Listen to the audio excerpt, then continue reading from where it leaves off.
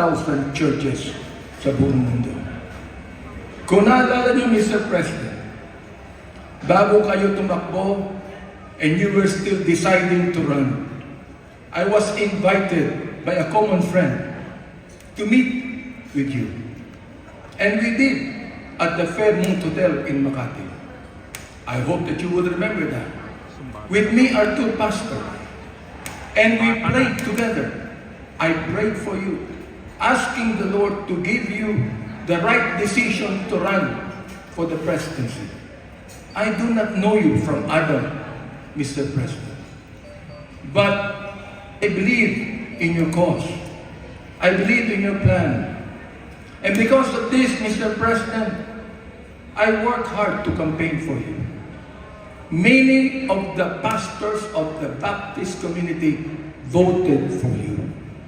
Gusto ko pong marinig ito ng mga DDS trolls at DDS vloggers na tumitira sa amin at sinisira ang aking reputasyon.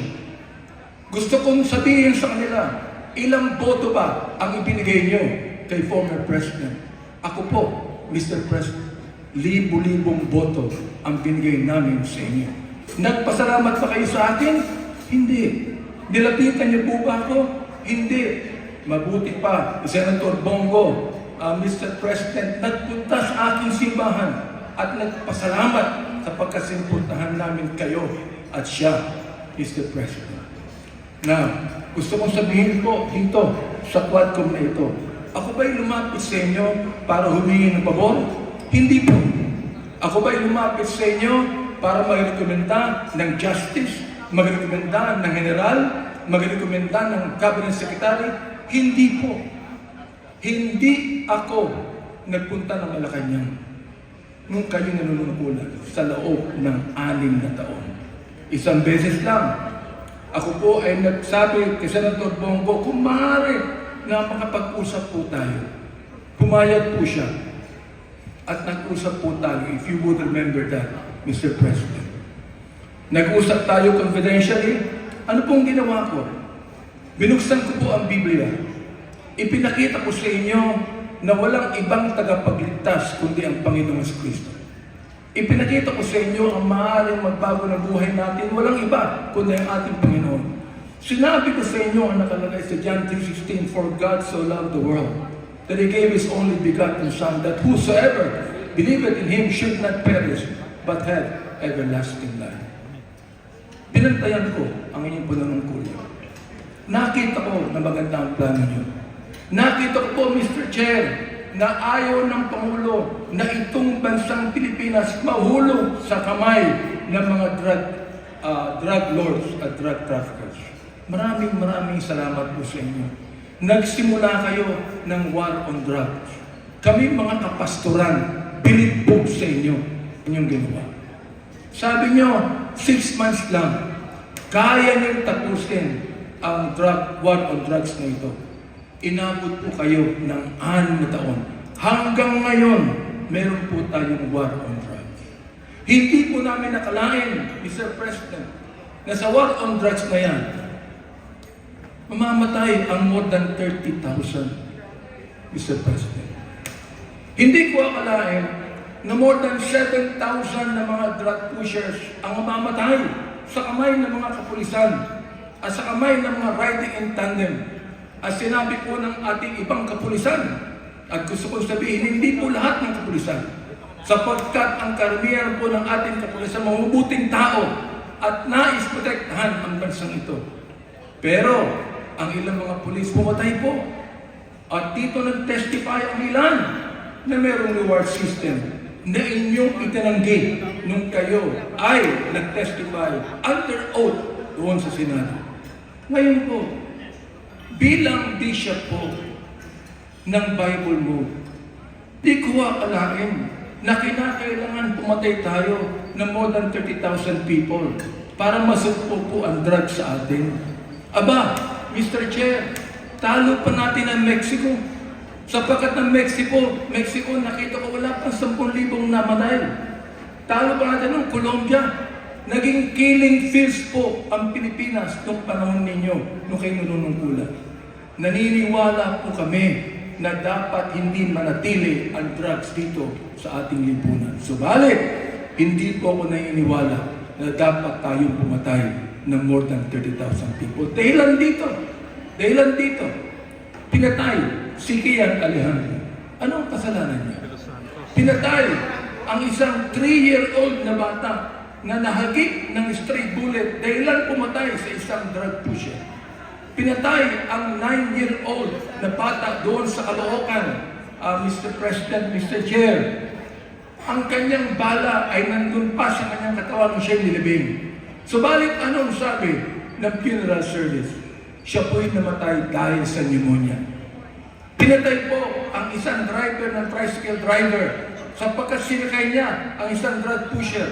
Yung drug pusher pinatay, pero yung driver ng tricycle pinatay din, Mr. President. Hindi niyo po alam to. Ngayon, meron pong isa dahil sa tokhang kumatok sa isang pintuan, hinanap ang isang taong nangangalang-pilo na isang drug pusher.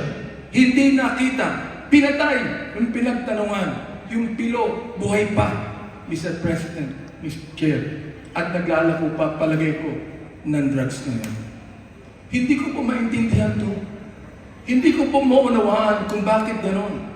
Samantalang sinuportahan kayo ng maraming pastor ng Baptist community. Ang ilang mga kapastoran po nandito. At ilang mga pastor namin nanonood ngayon at pinapakinggan ang aking tinig, Mr. Chair. Ako po ay binabash araw-araw ng mga bashers ng DDS troll, ng DDS vloggers. Minumura itong taong ito. Sinisira ang aking reputasyon. Minumura po ako ng katulad ng inyong pagmumura, Mr. President. Hindi ko akain kung bakit gagawin nila yan. Ang tanong ko, ilang boto ba ang ibinigay ng mga DDS vloggers sa inyo? Gusto kong sabihin sa inyo, I can testify on this, na libo-libong boto ang nakuha nyo sa Baptist community at hindi ako humiling ng anumang pabor sa inyo, Mr. President. In fact, kung naalala nyo, Mr. President, sinabi ko kay Senator Bongo na nais kitang imbitahan sa aming selebrasyon National Baptist Day, Mr. President. Hihindo ko lang po yung pakikipag-usap na ito ni Delga sa ating Presidente para po makapakinig po sa akin ng tama. Inibitahan ko kayo. Nagpunta ko kayo, Mr. President. Doon po sa SMX, nakita nyo ang 7,000 na mga Baptist leaders na nakinig po sa inyo. Sa inyong speech, Mr. President. Oo. Doon po sa speech ninyo, sa harapan po ng mga bishop at ng mga pastor, nagmumura kayo. Pinagbigyan po namin kayo. Kahit na hindi maganda sa amin makarinig ng mura, pinagbigyan po namin kayo dahil kayo ang Pangulo at dapat namin kayong respeto, Mr. President. Andito po ako, nakaupo sa harapan niyo. Nagpapasalamat sa pagkakataong ito na masabi ko ng buong katapatan sa inyo ang ginawa ng more than 6,000 na mga kapastoran ng Bible mo para sa inyong eleksyon bilang Pangulo ng Pilipinas. Nung akin pong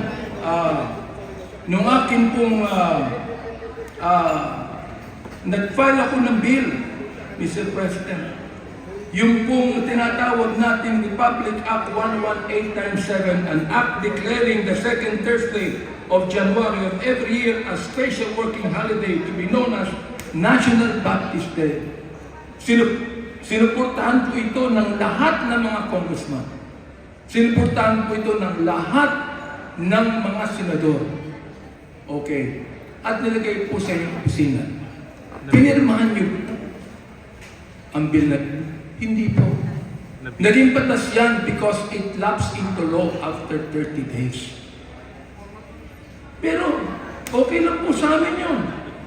Okay lang po sa amin yun. Yun na lang siguro ang maaaring pasalamat ninyo, Mr. President, sa amin.